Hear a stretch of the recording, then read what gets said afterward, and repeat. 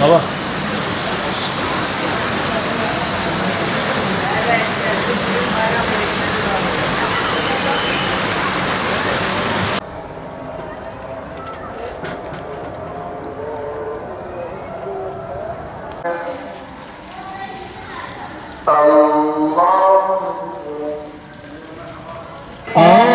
اللهم صل على سيدنا محمد النبي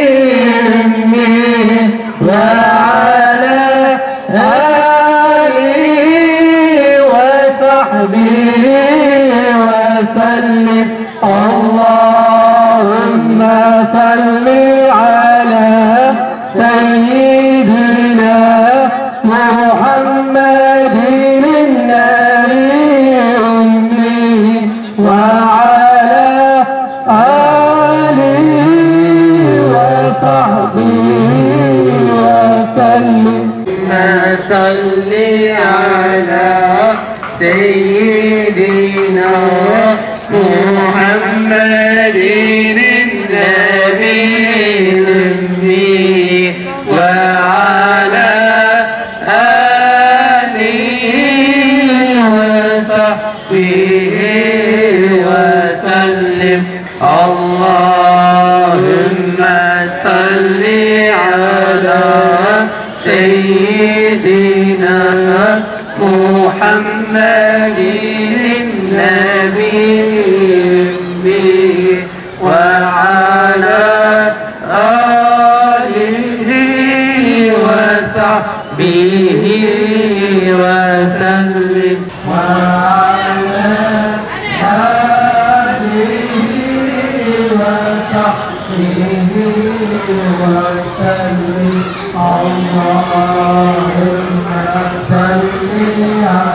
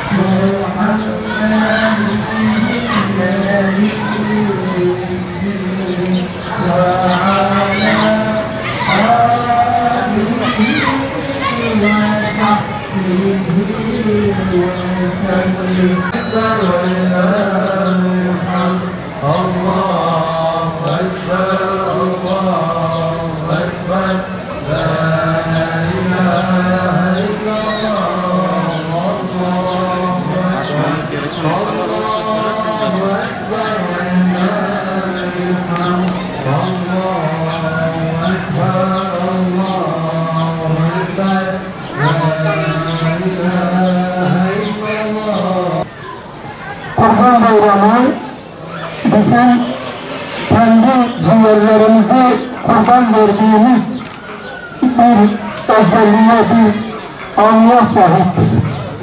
Biz bu kurban bayramı öncesinden yine çok değerli bir kardeşimizi Rabbine gönderdik, umurladık.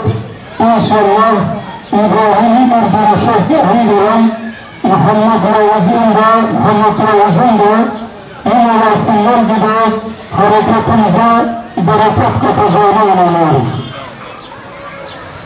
Muhammed Ravuz bu camianın yetiştirdiği fertlerden bir tanesidir. Ve cemaatin, hareketin, hidayetlerin ayaklarının üzerinde taşıyan bir insandır. Dolayısıyla bu hareket bütün özelliklerini o kardeşlerimizde tedavüz etmiştir. Dolayısıyla bu harekette ümmetçilik esastır. Onun için mezhepçilik, ırkçılık, kavmiyetçilik, ülfçülük yapanların dışında yüreği ümmetle atan bütün insanlar Muhammed Ravuz'dan sonra üzüntülerini, acılarını bizimle paylaştılar, taziyelerinde sundular. Dolayısıyla biz şuna inanıyoruz. Bu ortamda tam da küfrün bizi paramparça etmek istediği bir dönemde bizim Muhammed Yavuz gibi gençlere ihtiyacımız vardır. Rabbimizden niyazımız bize yeni Muhammed Yavuzlar görmesidir. Onunla biliyorsunuz beraber programlar yaptık, uzun süre beraber olduk. Gerek parti çalışmaları sırasında, gerek televizyon programlarında, gerek dernek faaliyetlerinde uzun yıllar beraber olduk. Onun bazı özelliklerini aktarmak istiyorum. En önemli özelliklerinden birisi hiçbir zaman umudunu kaybetmiyordu. En sıkıntılı, en zor zamanlarda bile etrafına sürekli umut aşılayan biriydi. Bir özelliği hakikate sürekli açıktı. Zaman zaman mesela fikir ayrılığına düştüğümüzde hakikatin öğrencisi olduğunu görüyor, derhal o fikrinden yanlış olduğuna, ikna olduğu fikrinden vazgeçebiliyordu. Israrlıydı. Mücadelesindeki ısrarı hayranlık bırakacak düzeydeydi. Mesela bizim işte bundan umut yok, bundan adam olmaz, bundan el çekelim dediğimiz insanları ısrarıyla, mücadelesiyle davaya kazandırdığına şahit olmuşuz. Muhammed Yavuz'un bir diğer özelliği gerçekten insanlara karşı hep böyle güler yüzlü olması, hikmetle olaylara yaklaşmasıydı. Tıpkı Yasinlerin şehadetinin bereketi gibi o da davamızın tanınmasına, tanıtılmasına vefatıyla büyük katkılar sunmuştur. Biz genellikle bayramlarımızda tebrikleri sunarken, birbirimizin bayramını tebrik ederken hep şöyle bir söylemde bulunmuşuzdur.